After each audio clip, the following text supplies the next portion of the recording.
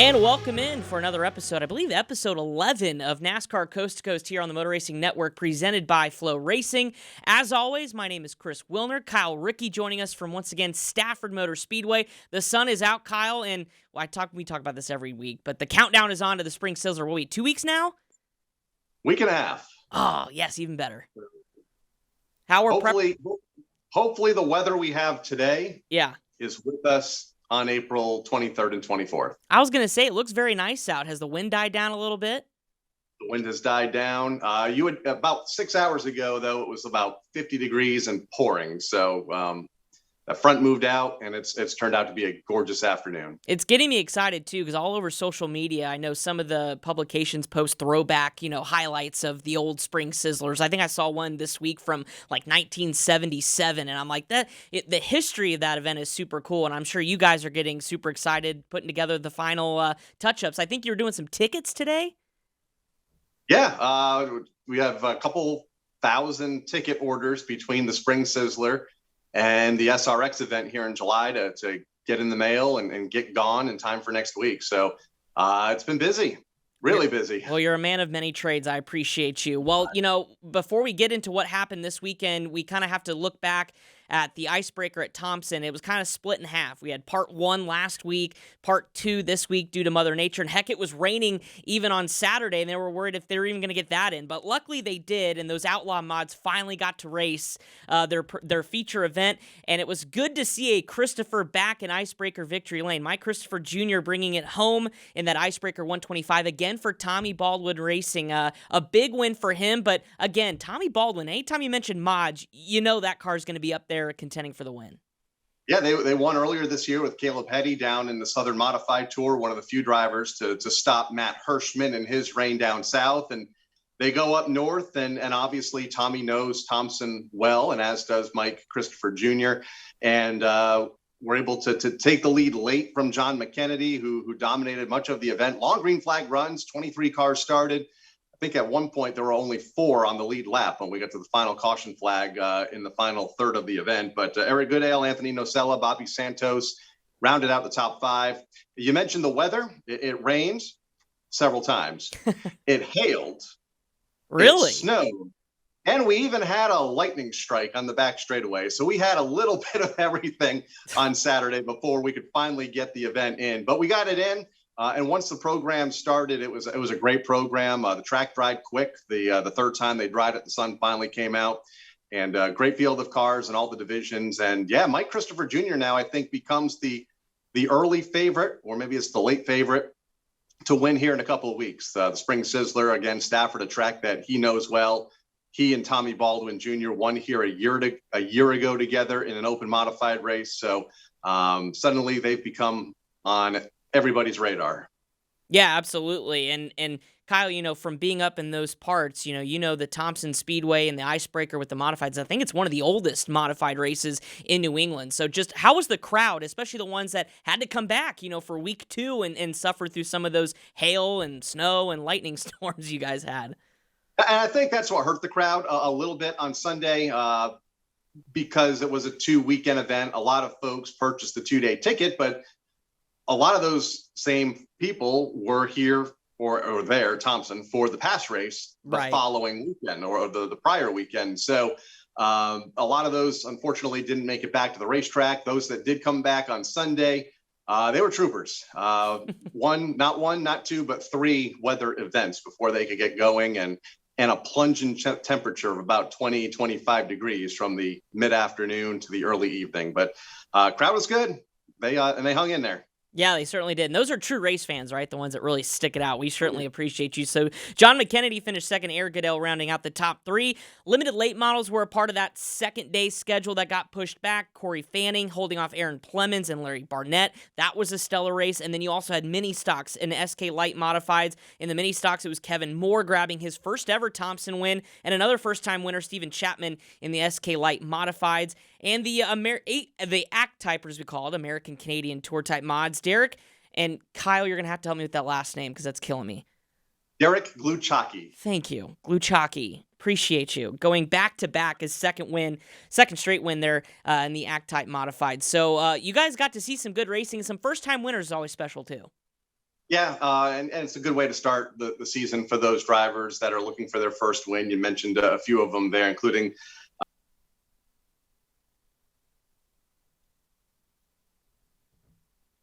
one of many Chapmans that race up here. Got a little bit of a glitch up here in the Oh, you're tower, good, but bud.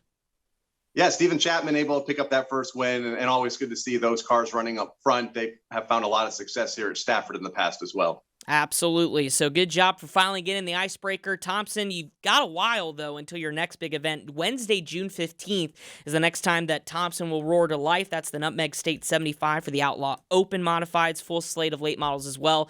So they'll have some time to regroup, and obviously the weather will be much nicer come June there up in New England. Smart Modifieds, we keep the modified train rolling here on Coast to Coast. Round number 5, Franklin County. It's been a whale of a season. 4 straight races in 4 weeks. Once again, we documented last week, Kyle. It's a kind of a scheduling thing, right? Get them all in now before the stadium opens there at Bowman Gray, and a lot of conflicting issues there. But how about Jonathan Brown? And before we talk more about him, Matt Hirschman was not in the field. So, ladies and gentlemen, there was no upset. He did not enter. But how about Johnny Brown getting it done over Jeremy Gressner and Bobby Meismer Jr.? Another winner that kind of snuck in there at the end. Had to really drive a really smart race, not to, no pun intended, but to get himself the win. That's a big win for him. A relatively short race, too, just 110 laps, and a lot of those were under caution, especially early on in the race. I think it was a red flag. They stopped the field 10 laps into the event for a while for cleanup in turn 3. But another good field of cars, even without Matt Hirschman, Burt Myers and Bobby Labonte, also among top 5 finishers on Sunday afternoon, because I think they were also rained out from Saturday. They had to be pushed today for the Smart Modifieds. You mentioned Matt Hirschman not being there. He was at his home track in Pennsylvania, the Mahoning Valley Speedway, which unfortunately got snowed out. So yeah, he didn't get his season opener in at his home racetrack. Yeah, so it's crazy to me we're still talking about snow as I've got this nice suntan, down here in North Carolina. But besides the point. But yeah, the Smart Mods, so that'll wrap up that hectic start to 2022. Their next event, June 29th at Caraway. So again, a lot of time off for some of those modified drivers. And again, it's not like they're all going to take a break. Most of them are going to go chase different races, different series throughout the country. I'm sure we'll see plenty tackled the next time the Whelen Modified Tour, NASCAR Whelen Modified Tour, hits the racetrack. Kyle, Cars Tour was back at it as well. Late model stocks, pro late models. Greenville Pickens, one of the coolest racetracks there for the Per Year Tank Lines 225. And a familiar name that we talked to earlier on this year's edition of Coast to Coast, Josh Berry, welcome back, picking up the big late model stock race win. I heard some boos when he was in victory lane. Explain that for me. I have no idea why you would boo Josh Berry. Me neither. And I didn't see the full event, I'll be honest, with everything going on up here at Thompson and then here at Stafford. Didn't see the full race program, but held off Jared Fryer and Carson Quapple at the finish. But again, yeah, how do you boo Josh Berry? He was coming off a tough night, too, at Richmond on Friday night for the NASCAR Xfinity Series. I think he finished 19th. So it was a nice bounce back for Josh at Greenville Pickens. Yeah, it certainly was. He even said, too, I hope Junior was watching because kind of wanted to redeem himself after a 19th place finish there at Martinsville. But again, Carson Quapple, the consistency finishing second in that race is going to continue with the points lead in late model stock division. The battle with Lane Riggs, though, at the beginning, Josh Berry and him were going back and forth. And I think after the race, Lane said that was the most fun he's ever had driving in the Cars Tour against obviously one of the legends of the Cars Racing Series. Obviously, Josh Berry, 22 career wins in that series, really was where he made his name before getting the opportunities that he has now. So a really good race in the late model stock division. The pro late models back at it as well. This is the last time for a little bit we're going to have both run on the same weekend. And that was Giovanni Ruggiero, his debut in the pro series, and he picks up a win wire to wire before a random shortage, not for weather, but the lights went out there at Greenville Pickens. It happens, and I think is every track promoter's biggest fear, other than the weather forecast and Mother Nature. Outside of that, when the lights go out, sometimes you just simply can't control it. We've dealt with it on the National Series. I think I've been at 3 power outages now at Gateway alone. Yeah. In Madison, Illinois, in the middle of a truck race, and poof, you lose everything. Timing and scoring is gone. The lights are gone. And there's nothing you can do. I think Phoenix has had an issue in the past as well, but Thankfully, it doesn't happen often. But yeah, good for Gio to pick up that first career win, and had a great night going. And I'm sure he wanted to see that race go the distance. Yeah, I'm sure too, but you know what? A win's a win, right? I'll take it. And he's had a heck of a start to his year. He picked up a pro late model win with the World Series of Asphalt back in January at New Smyrna, and it's a big first win too for Anthony Campy Racing and the team that Gio runs for. So all in all, a bunch of firsts this weekend for the Pro Late Model Series and the Cars Tour. Again, next time that the Cars Tour late model stocks will compete is coming up. The inaugural trip to Goodyear All-American Speedway in Jacksonville, North Carolina, April 23rd. But the Pro Late Models won't return until May 21st at Franklin County Speedway. So again, lots of racing to be done outside of that series coming up in the next couple of months. Kyle also had the ARCA CRA Super Series presented by Jegs, the 125 lapper at Anderson Speedway near where I grew up in Indianapolis, Indiana. And it was a veteran Hoosier driver that picked up the win as well. Eddie Van Meter has third win all time in the series, first though since 2015, and I caught a little bit of that over the weekend. Anderson's just one of the coolest short tracks, and whether it's open wheel with the little 500 or stock cars, but it wasn't also without some drama. And one of the guys I used to race against in quarter midgets, Dalton Armstrong, got turned for the lead inside, 12 laps to go. Sparked a lot of controversy, Kyle. The bump and run, when is it too much? It's kind of hard to tell, isn't it? And I think it determines who the players are, yeah, where you're racing at, what type of car, that kind of, and we've been talking about it forever, right? When is, especially in the National Series at Richmond just a week ago with Ty Gibbs. I mean, when is it too much? And we saw it at Anderson. Yeah, absolutely crazy. So again, Dalton Armstrong had pretty much the field covered. It was a two-car breakaway, and unfortunately Hunter Jack got in the back of him, spun him around. That opened the door for Eddie Van Meter to get the win. Dameron Taylor won the Kenyon Midget Dick Jordan Classic, the 4th annual edition, and Kenyon Midgets, the first stepping stone in the open wheel division after a lot of drivers like myself raced quarter midget, so pretty cool to see that. 16 cars for Kenyons, that's big considering the car counts they've had over the last several years. The next race for the ARCA CRA Super Series, they're going to join up with the CRA All-Stars Tour presented by Jegs at the Midwest 250 at Salem, again in Indiana, coming up on Sunday, April 24th. Moving on, we had a lot of local racing, Kyle, and it's kind of hard to cover everything, but some of the ones that stood out to me were Langley Speedway with their season opener, the 72nd season of racing at Langley. Really impressive, and again, with the late models, two-time track champion Brendan Queen, 13th to 1st. That's a big-time drive on an opening night. And it's no surprise, he's always run well at Langley Speedway, old Butterbean as they call him, deep in the field, 13th to 1st, the second consecutive year that he has won on opening night, or I guess opening day in this case. So congratulations to Brendan. They're back in action, I believe, this weekend at the Langley Speedway there in Virginia.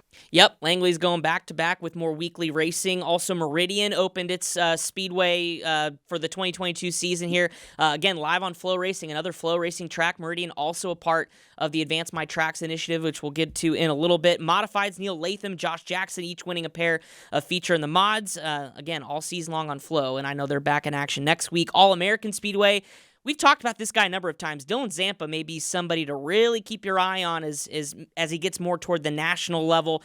2 feature wins the weekend, backs up his pro win on March 5th, so he's 3 for 3 to start the year at All-American. And then Hickory, how about Charlie Watson winning both features? And there was a fight, too, that was caught live on FloRacing, and I mean fight. Yeah, get into that, Kyle. I didn't even catch the end of it. Brian Mundy and Dennis Trivette. In a 4-cylinder feature, or in the 4-cylinder feature, there was only one, and thankfully there was only one. Yeah. But yeah, they got into each other a couple of times. Trivette ended up taking out Mundy to end the whole deal, and there was a fight there on the racetrack and carried over into the pits. If you want to see it, go to FloRacing.com. They have the highlights pulled from that event. Part of a busy night at Hickory Motor Speedway. Charlie Watson picking up the late model 75-lap feature win over Matt Gould and Ryan Millington.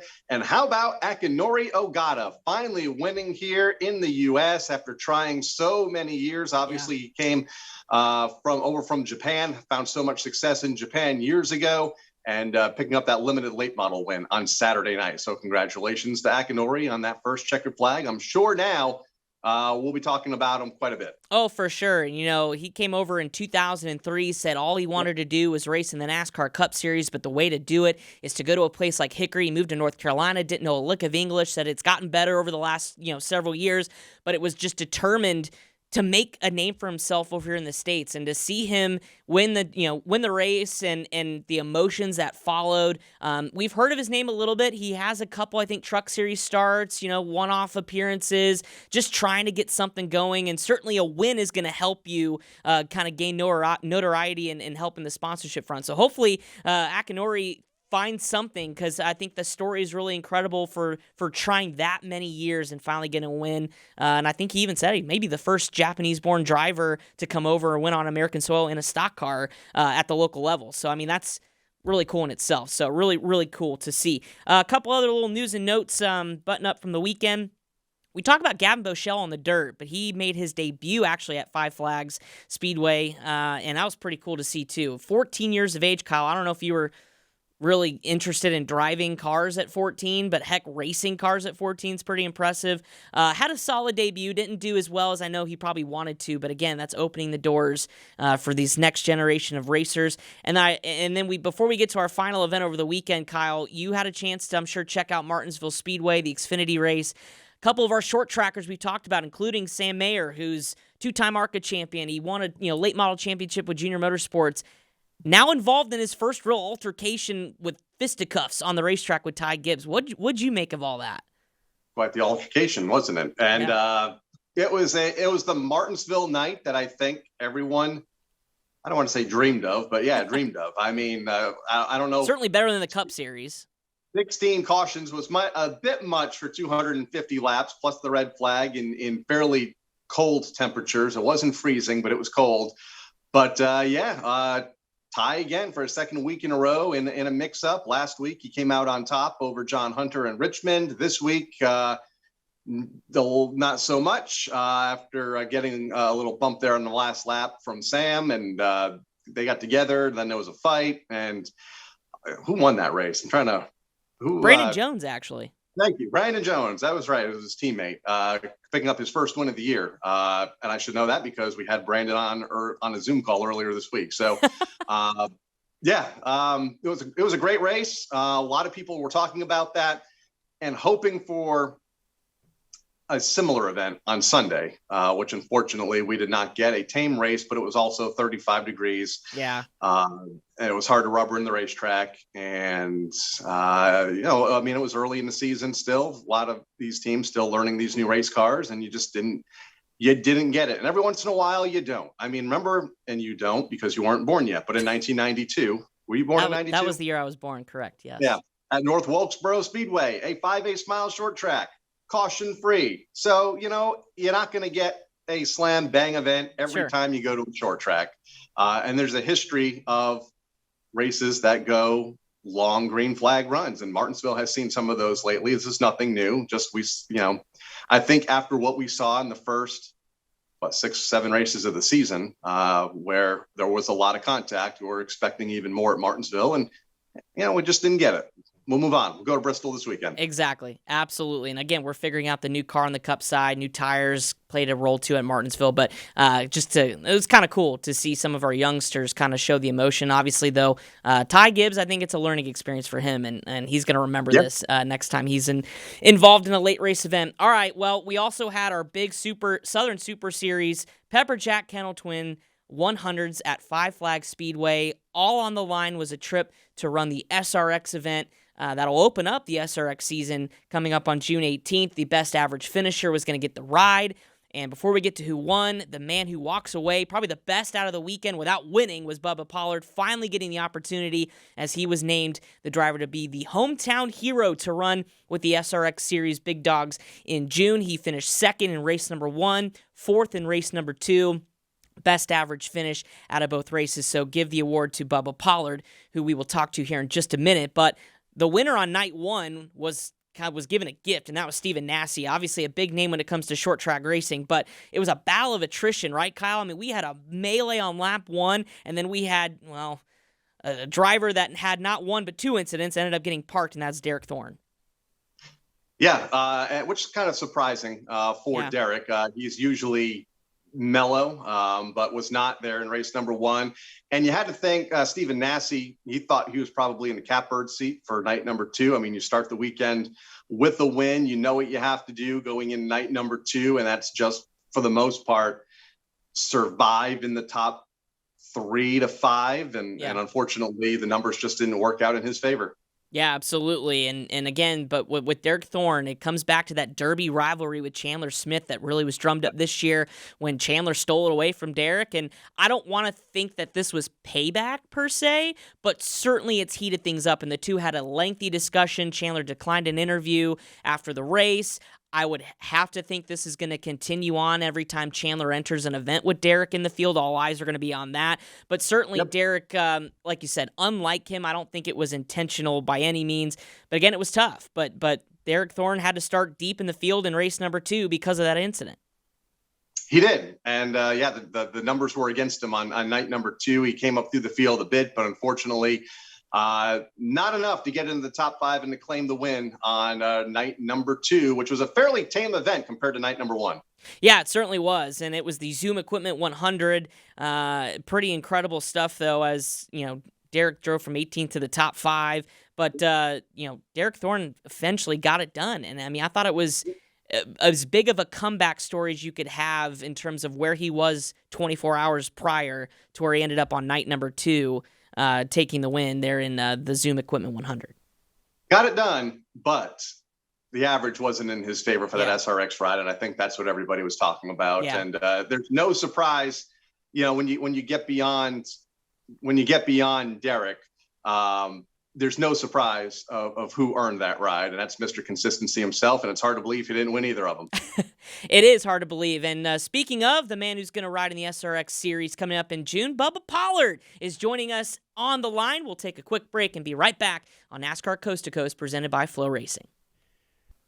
You're watching NASCAR Coast to Coast presented by FloRacing, the new home of NASCAR Roots. Catch the Wheel and Modified Tour, ARC Menard Series, Pinty's, and NASCAR Weekly Tour races all season long on FloRacing.com. Subscribe today. And joining us on the line is the gentleman who will be known as now the hometown hero when the SRX race visits town at Five Flag Speedway in Pensacola. It's Bubba Pollard who, Bubba, congratulations on being named to the SRX ride after that stellar performance over the weekend in the Pepperjack Twins 100. You have to probably be the happiest guy that didn't win a race this weekend, right? Yeah, we would have definitely liked to come out from down there with a win or a victory, but overall it was a great weekend. We went down there, to have some good runs and have some good finishes, but to come out there with the SRX ride is pretty cool, and really excited about it, and looking forward to June 18th. We'll talk more about SRX in a moment, Bubba, but how difficult is it to go back-to-back nights like that with the quality of competition that was there? Well over 25 cars took the green flag each night. Well, yeah, it really is. It seems like the last several years, the competition has just gotten tougher. There's great race cars. There's a lot of manufacturers that's building great race cars now, with a lot of technology coming down the pipeline, and also some good race car drivers that's coming up through the ranks. So it is tough. We like to go down there. We've been successful at Five Flags over the last several years, but it's like a derby when we went down there this weekend. I mean, the qualifying was tight, rolling the dice. You start back. I mean, it's just it makes it for some great racing for sure. We'd like to come out with a victory, but we had a good weekend. When you go into that second night, obviously anytime we race back-to-backs, it's just focusing on winning or just a race in general, which it is every time. But when you have that looming SRX ride and knowing maybe if I don't win, this is maybe what I have to do. Was that in the back of your mind, or you just focused on winning, or was the SRX kind of ride, especially after leaving, night one in a second place position, you're eligible, for that ride. So was that weighing on you at all, or were you just focused on winning? Really, I never thought about it all weekend or even leading up to, the week of. I've always had a motto, even when you're racing for points. If you go out there and you win races, run up front, the rest of it kind of speaks for itself, or it will pan out like it's supposed to, as long as you run up front and go for the win. I really didn't. We had a good car on Friday night, capable of winning. Saturday we come in and we started the race off there. We had a practice earlier that day, and we really just fine-tuned the race car. Just a little changes, nothing big. And then when we fired off there on Saturday night, the only thing we did was change the 4 tires on the race car, and it felt like a totally different race car. So I had to go into a different mindset, I feel like. I knew if I wanted to be there at the end, when we fired off, I knew we didn't have a car capable of winning Saturday night. We went into a different mindset there of saving and doing the best we could so we, could possibly get the best average finish there, and it worked out for us. We had to change our momentum or our strategy of racing there quite a bit to be able to pull it off on Saturday. But for the most part, we had good cars and great cars capable of running up front, but just not enough to win. So, it actually did change the way we race a little bit coming Saturday. So tell me about the moment that you learned that your average finish was the best average finish, and you were getting, as some of the local drivers have called it, the golden ticket into the SRX race there in June. Well, I tell you what, when we finished the race there, we really didn't know. I wasn't sure, and usually, in things when we've won or championships in the past, they've come over the radio and say, "Hey, we got it done tonight, guys." No, it was silence over the radio. So I didn't know a thing. So I was thinking the worst when they didn't say anything. So, because I didn't really know, I still was racing the race at the time, didn't know where everyone else finished. I knew kind of who we were racing. So until the officials there pointed me toward the front straightaway, I didn't know, and it was like a sign of relief. I didn't really worry about it or think about it much until there when they pointed, and it was like a weight lifted off my shoulders, and I was excited, to get. It's a once in a lifetime opportunity for guys like me that's been racing short track racing or short track level for years. To get to race against some of the guys that we're going to get to race against in the SRX is pretty neat. It's unbelievable. So hopefully I can go out. Pensacola is a place that I've raced for quite some time, almost 18, 20 years now. So it's really my home track, my hometown. So a lot of friends and family are actually from down that way. So it works out great. Hopefully I can represent Five Flags short track racing and just go down there and have a good showing, have some fun, and go out and see what we can do against those guys. And Bubba, this kind of culminates after what was, I know you've been pretty vocal about it, how much of a struggle 2021 was, especially, there were points you said that there's times after qualifying I want to roll the thing in the trailer and go home and go to the next track just because you were so frustrated. What was if you could sum up 2021 and just the decision then to go to Port City Race Cars, and what was ultimately the turnaround for you? I mean, just how much of a struggle was it to where now you're, kind of on that comeback trail? Well, it was, it's things in racing happen so fast. I mean, we just in 2020, we won, 14, 15 races, and to come back the next year, and we knew we were kind of in a struggling there late in the year of 20, that we knew that we had to get to work, and we just had a lot of different things going on there that, the family and racetrack business and COVID and just everything that we couldn't test. We couldn't do what we needed to do. So, we dug deep. It was hard to go to the racetrack knowing that you're capable of winning as a driver. Your team, the people you got behind you are capable of winning, and to not be able to go out and perform on a level that I feel like we were capable of is hard, man. It's tough when you've been winning. And we knew we had to make some changes, and really just happy to build a relationship there with Port City Race Cars, and those guys have worked hard, giving us what we needed to develop and get to the next level. And I feel like we're getting closer. I feel like our cars are capable of winning now, but I feel like, there's some things that we need to clean up and just get a little more technical on that I think that can separate ourselves from other teams when we go to the racetrack, that we'll be able to compete, week in and week out for wins and get back to where we was. So we're definitely there. We're closer. Just really excited to get going here. We've won some races this year.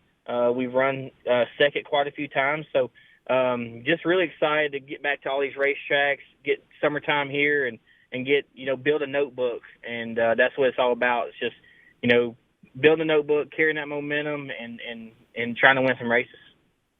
Yeah, already several wins this year in some marquee events. What's next? What's this weekend? What's the next couple weekends look like for you and your schedule?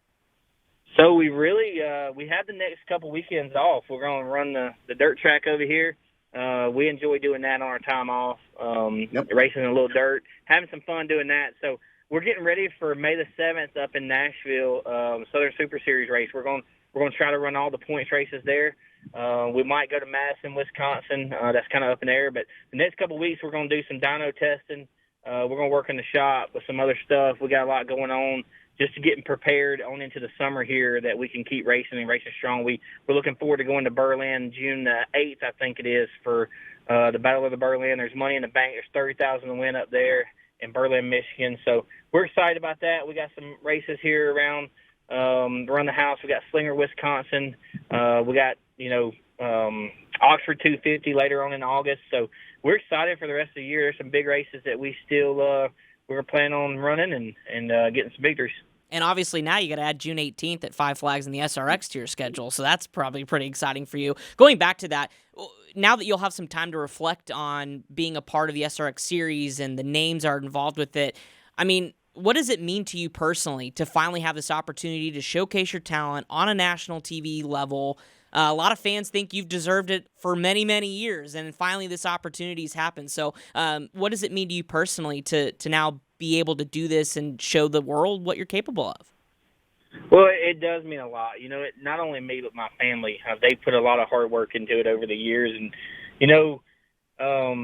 it will be – it's something you probably – you'll have to go through it and in the moment, just and have some fun.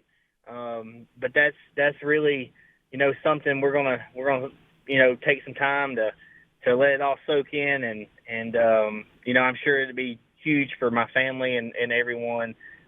Short track racing in general, we worked hard. I get out and work every day, and I'm just like the local racer on Saturday night.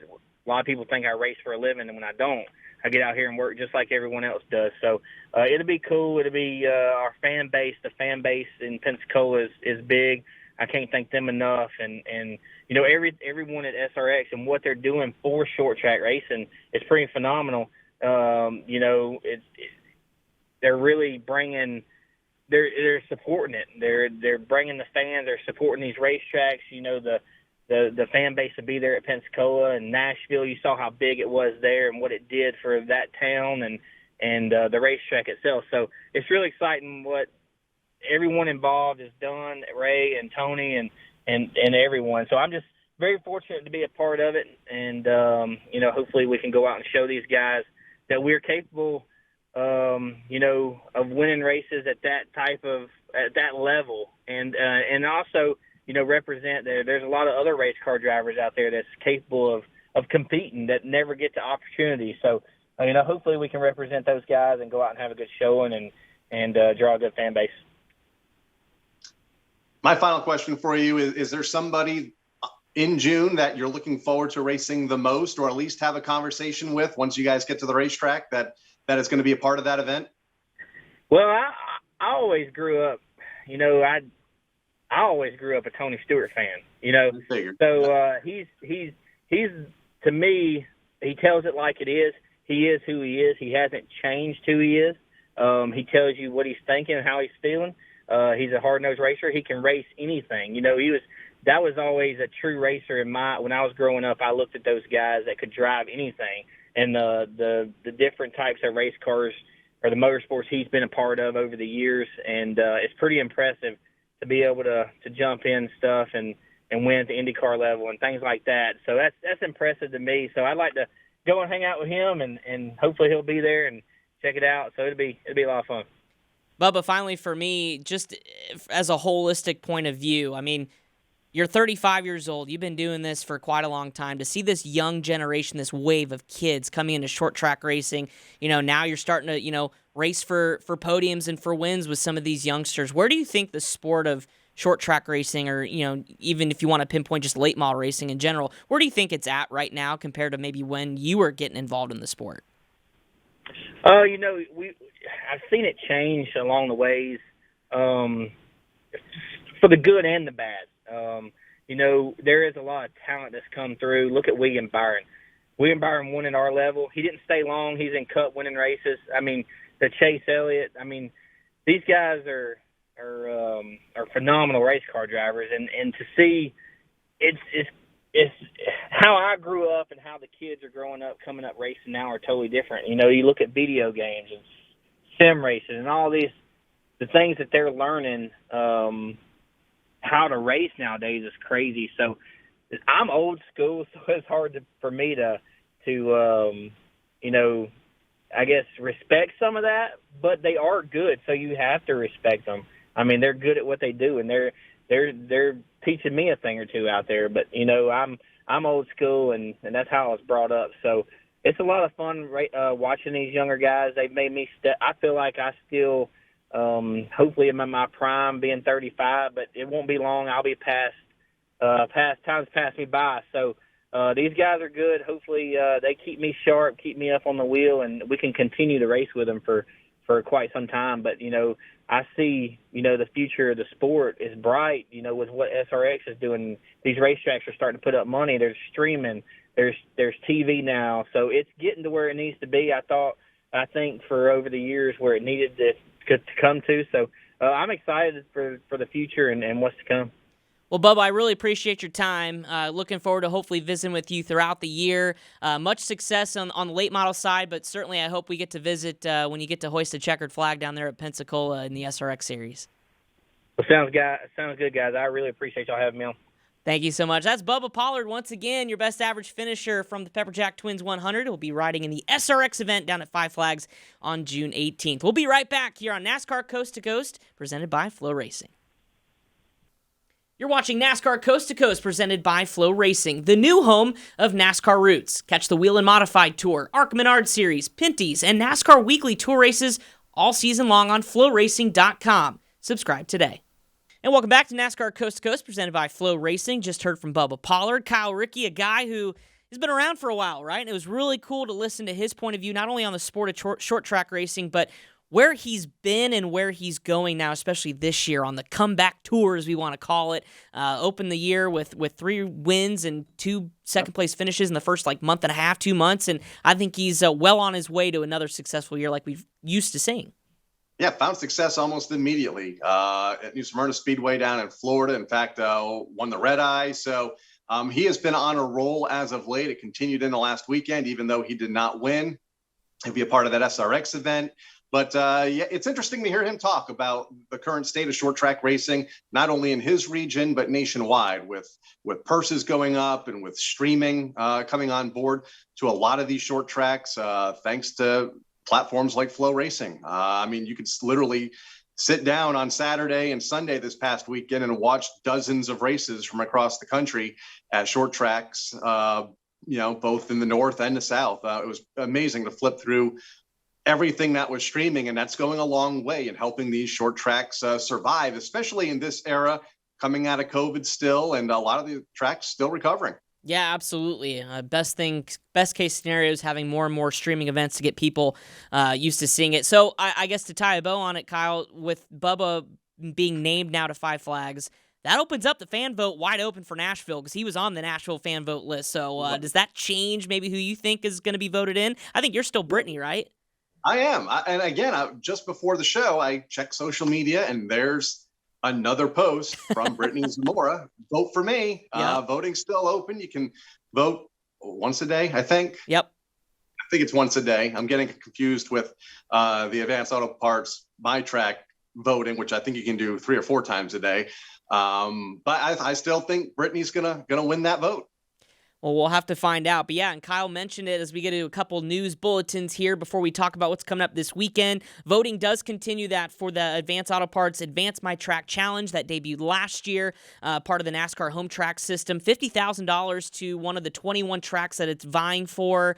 You can vote for your favorite track at advancemytrack.com through May 9th. And then the top 6 in voting will advance to the second or final round of voting that'll start on May the 9th. 21 local tracks, as I mentioned. Meridian's on there, Evergreen's on there, Hickory's on there. Seen a lot of videos. Berlin Raceway won last year up there in Michigan. Our own Jeff Striegel, part of that. And Kyle, that's a really cool initiative to really use that money to beef up your track, because this is where our grassroots fans are, and we want to get back to them. Every penny counts, whether you're putting it toward the property or toward the purses. I know, Bubba just talked about, increased purses. That money can help these tracks do that, even if it's a couple of $1,000s a week, going to, either their premier class or maybe, one of the lower class divisions that could use an extra couple of bucks. Every penny counts for these race teams and these racetracks. Kind of, I don't want to say they need every penny to survive these days. Again, coming out of COVID, 2 years ago, we were talking about racetracks holding their final events ever because they just could not simply, survive that time. And, we're still getting through it. Yep. And for racers too, I know a lot chase where the money is. So if you can bring the purse, you're going to get more drivers to your event. NASCAR Pinty Series, Kyle, I know we have a little bit until their season actually gets underway, but they made some news here this week going to Newfoundland. And I think it's the first time Pinty's has ever raced on an island, which is pretty cool. So why don't you tell us a little bit more about that? Saturday, June 25th at a track called The Rock. There's another one. Yeah, not Rockingham, folks. No. Eastbound International Speedway and Concert Park. Hopefully there's a concert that weekend as well in Newfoundland. Saturday, June 25th, first ever Pinty's race there, and the 21st different track to host a NASCAR Pinty Series event in the Series 16-year history. So look forward to seeing the Pinties get rolling here in a couple of weeks' time, May 14th at Sunset Speedway. A lot of team news in the last week as well. Donald Teague, a former series winner, he is starting a team this season with a car that he and his longtime crew chief, Mike McColl, purchased a few years back. So new team partnership there. Tag Motorsports, Alex Tagliani announced some sponsorship this week from Quick Wick Fire Starters and Viagra for the 2022 season. Good looking race car. They just did an unveil this week as well. So can't wait to see that number 18 on the racetrack as he is in search of his first NASCAR Pinty Series championship. Yeah, absolutely. Tagliani, a veteran of IndyCar. Cool to see him being a part of that series. Thank you so much, Kyle. So coming up this weekend, not a lot of big national events, but there is a pretty big one with 80 total teams, a 40-40 split between past super late models competitors as well as ACT Tour division drivers, and that is the second annual Northeast Classic up at the Big Mile at New Hampshire Motor Speedway. Always cool when we have grassroots racing at New Hampshire. Kyle, that should be a really big event. It's their super speedway event. And, we've heard that a long time up here in New England with the NASCAR Wheel and Modified Tour teams, and they go there. And the Pro All-Star Series, Pro Stocks have been going there for years. And this is kind of a standalone event where they're not part of a cup weekend. This is their own race now with the American Canadian Tour. They're up there. There's, I think, 2 or 3 other divisions that'll make up the event. I hope the weather is nicer than last year because much like Thompson last week, it was kind of dreary and cold a year ago. But I think the event has a whole lot of potential to be successful if the weather would just cooperate. I haven't looked at the forecast yet, but fingers crossed they get a day like is behind me right now here at Stafford. That'll be Saturday live on Racing America. Nashville Fairground Speedway back just after opening last weekend. We're a doubleheader. U.S. Legends Spring Nationals. Again, Legends cars. We don't talk about them nearly enough, but it's really if you want to talk grassroots, that is the grassroots starting for a lot of our drivers that we see now rise into the ranks of NASCAR. Big event for them at Nashville Fairgrounds. Super trucks are there as well. Pro Late Model 100 on Saturday. And then Kyle, Icebreaker at Berlin, just won the My Track Challenge last year. Jeff Striegel getting ready to open the doors up there, although I'm pretty sure it snowed last weekend or 2 weekends. I mean, they're not quite out of I don't know if it'll be Icebreaker. It'll be ice thawing conditions, but pretty cool to see that racetrack open as well as plenty others. I feel like if you name your event the Icebreaker, you're just asking for it. And we saw it at Thompson last week. We've seen it like a couple of years ago at Myrtle Beach Speedway.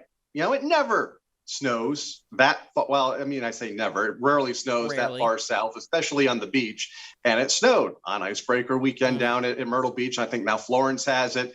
So hopefully Jeff doesn't have to deal with any ice this weekend. They can, again, have a good weekend to get their Icebreaker event in and underway. I know he's been working hot and heavy behind the scenes when he's not on the road with us at MRN to get that track prepped and ready to go for another season. That's right. You can watch all season long Berlin Raceway as well as plenty others on FloRacing. Eastern Extravaganza at Florence Motor Speedway. Good to see them back with late models, mini stocks, and more. That's coming up on Saturday. And then a ton of weekly racing. I know we mentioned before the show you got South Boston, Evergreen, Langley is back. We just documented, opened their season last week. Kyle, there's enough to go around for everybody, I think, this weekend. All on FloRacing. All you have to do is log into Flow, and you're going to see, you're going to get your fill, whether it's open wheel on dirt or late models on pavement. Modifieds next week from right here at the Stafford Speedway with the Sizzler. A lot happening. These tracks are opening up. There's a lot to choose from as we come out of the winter months where there wasn't a whole lot. No offense, Chris. Loved watching you for 3 weeks down at the Tulsa Expo Center between the shootout and the Chili Bowl. It's nice to see these tracks across the country now opening up for their 2022 campaigns. Absolutely. Next week's show will be big as we talk about the Spring Sizzler. Well, Kyle, we'll see you down in Bristol. MRN's coverage of the NASCAR Camping World Truck Series coming up on Saturday night under the lights, Bristol Dirt. It's exciting, the debut of it last year. I'm sure I can't wait to be part of it on pit road. Kyle will have all the calls from the booth coming up this weekend. Kyle, are you excited? Can't wait. It's going to be a great race. I can't wait to see how Buddy Kofoid does in a Kyle Busch Motorsports truck on the Bristol High Banks that is now dirt. Should be fun to watch. I think he's the big dirt guy that everybody's going to be watching as far as a driver that, that's his regular deal is running dirt. Can't wait to see what Buddy does. Jessica Friesen's going to be there. A couple of Cup guys in the field. Very diverse field, as it usually is for the trucks, no matter where they go, but especially this weekend. And it's Bristol Dirt Week when here at Millbridge Speedway up in Salisbury, North Carolina, the 5/8 of a mile clay oval has NASCAR stars left and right like Kyle Larson, Brandon Jones running micros. They're all getting ready for the dirt there at Bristol. So can't wait to see you down there coming up this weekend. Thank you to all you folks tuning in here to NASCAR Coast to Coast presented by FloRacing. Enjoy all the racing this weekend at the grassroots level as well as tuning in live to Motor Racing Network's coverage from Bristol in the NASCAR Camping World Truck Series on Saturday night. For Kyle Rickey in Connecticut, I'm Chris Wilner from the Charlotte, North Carolina area. We'll see you next time on Coast to Coast. If you enjoyed this episode of NASCAR Coast to Coast, be sure to subscribe to FloRacing, the new home of NASCAR Roots, where you can catch the Whelen Modified Tour, the ARC Menard Series, Pinty's, and NASCAR Weekly Tour races all season long on FloRacing.com. Subscribe today.